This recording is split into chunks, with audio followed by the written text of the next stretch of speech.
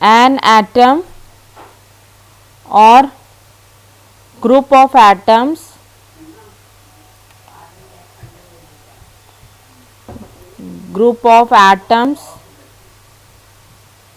which when attached to compound decides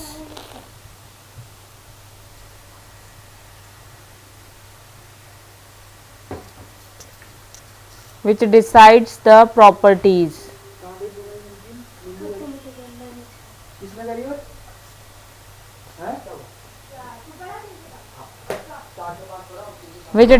properties of the compound.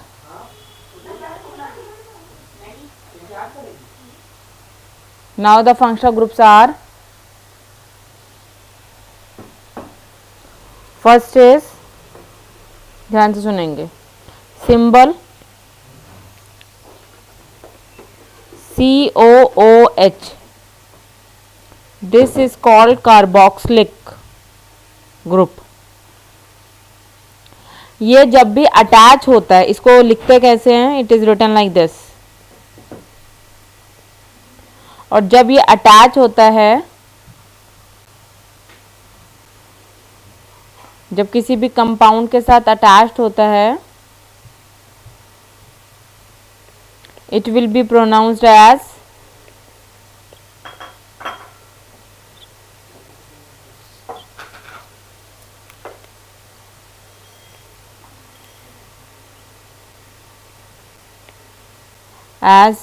Oic acid.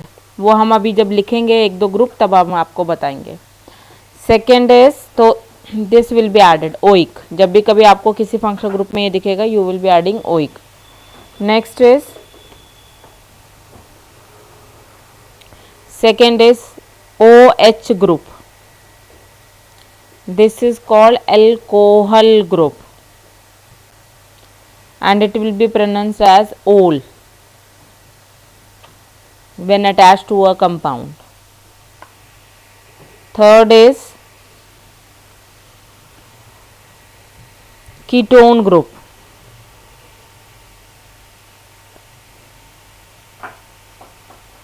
Ketone group is like this, C double bond O.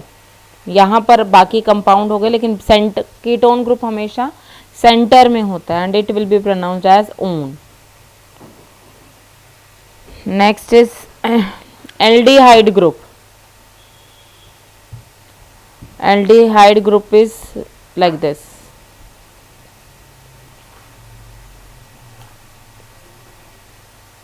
It will be pronounced as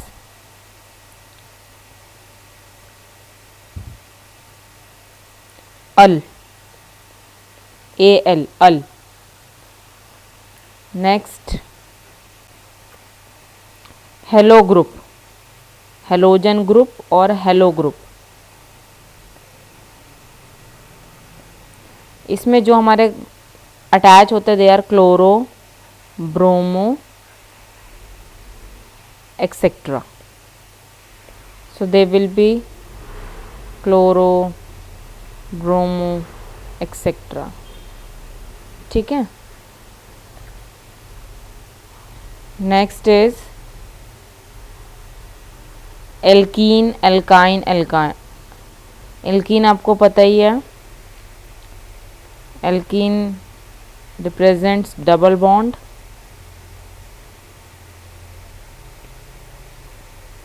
जो नाम में इन आ जाता है.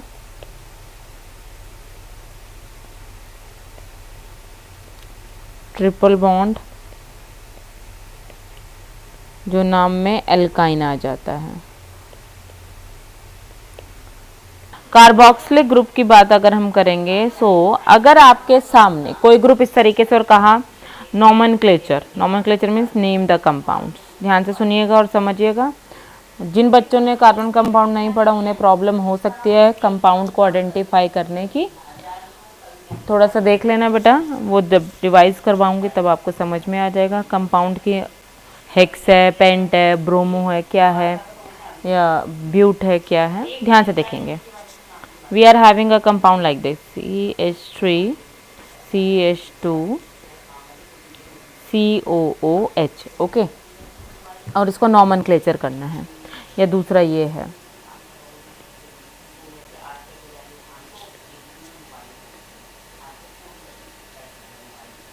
अब बेटा ध्यान से देखो, सबसे पहले आपको आइडेंटिफाई करना होता है कि कौन सा आपके पास कंपाउंड आएगा।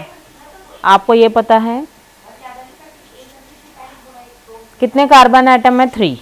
तो आपको पता है नंबर ऑफ कार्बन एटम्स 3, 3। तो 3 पर क्या बनेगा, 3 पर हम क्या नाम करते हैं बेटा, 3 कार्बन एटम है तो हम क्या बोलते हैं, 1 पर मेथ होता है, दूसरे पे एथ होता है, और 3 पर क्या, प्रॉप, है ना, प्रॉप।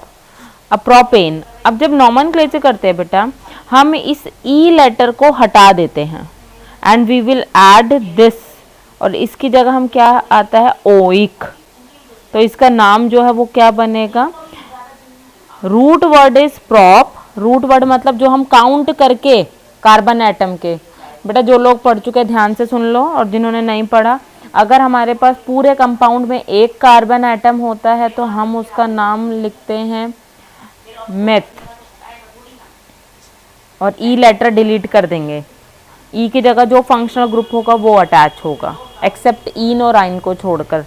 2 कार्बन एटम होते हैं पूरे में तो उसका नाम होगा, और ई लेटर हटाकर फंक्शनल ग्रुप अटैच करेंगे। 3 कार्बन एटम होता है तो प्रोपेन, ई लेटर डिलीट करेंगे। 4 कार्बन एटम है तो ब्यूटेन। 5 कार्बन एटम है तो 5 कार्बन एटम थे तो क्या था बेटा, हाँ, पेंटेन। हाँ, और अगर 6 कार्बन एटम है तो, और ई लेटर हटाकर वी विल बी एडिंग। तो यहाँ पर 3 थे, 1 2 3, 3 का मतलब प्रॉप, ठीक है। तो प्रॉप पे ई लेटर हटकर we will be adding oic, क्योंकि यहाँ पर फंक्शनल ग्रुप इज कार्बोक्सिलिक, जो मैंने आपको बताया था। ये लर्न करना पड़ेगा कि कार्बोक्सिलिक ग्रुप में you will be adding oic, ठीक है।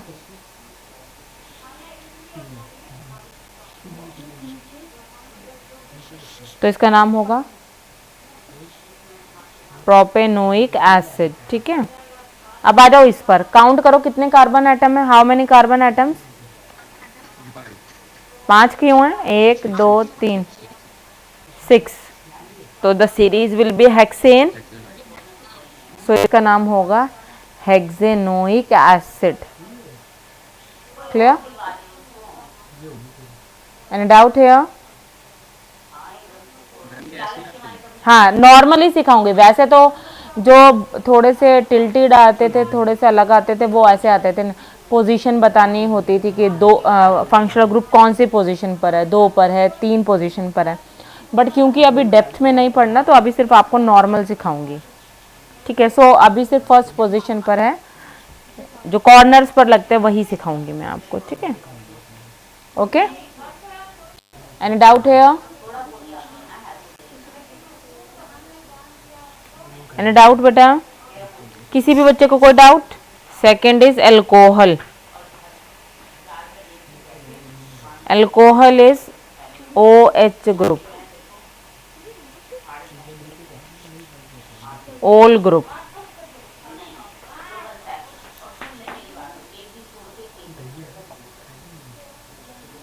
अब नाउ फिर से आ जाओ, वी आर हैविंग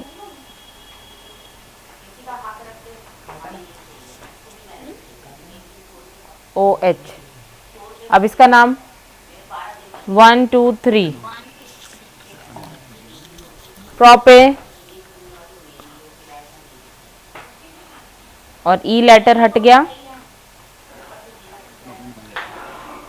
एसिड नहीं, एसिड नहीं, प्रोपेनोल, ठीक है।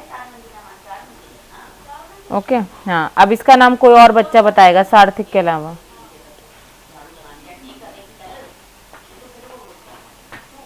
इसका नाम बताओ बेटा, कोई और बच्चा सार्थक के अलावा।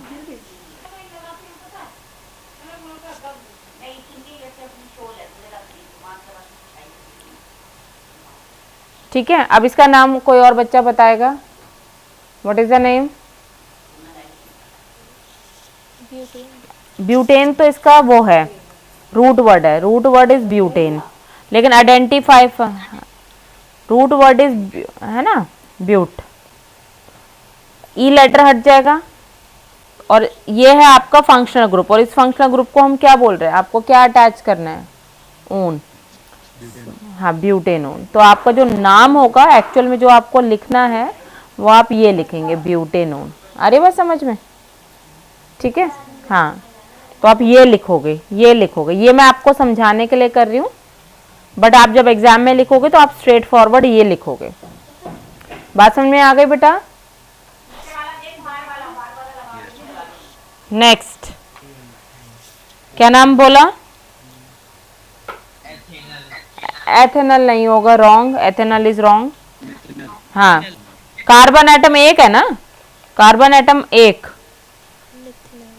सो वन कार्बन एटम का मतलब मीथेन, ई लेटर हटेगा, so the name will be methanal. Ethanal क्यों बोला सार्थक? हाँ गुड, हाँ good. 3 carbon atoms, so propane. आपको बेटा ऐसे, ये मैं आपको सिखा रही हूँ, आपने सीधा लिखना, काउंट करो 1 2 3 और just write down propanal. Okay. Exceptional क्या है? हेलो ग्रुप जो होते हैं वो हमेशा आगे लगते हैं, ठीक है। सो हमेशा, अरे हाँ जी बेटा, तो इसमें एक्सेप्शनल क्या है बेटे? फंक्शनल ग्रुप जो है हमेशा hello group will be always attached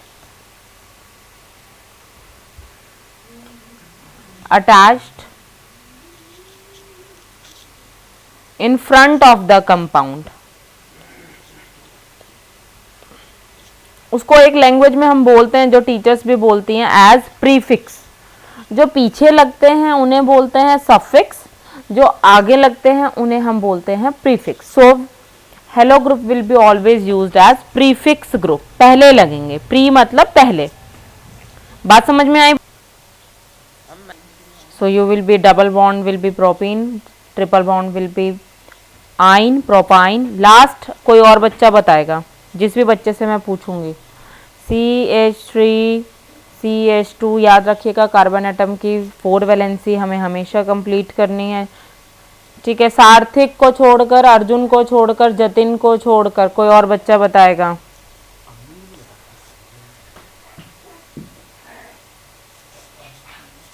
बताइए बेटा इसका नाम, ये आपका NCERT का है नॉमेनक्लेचर।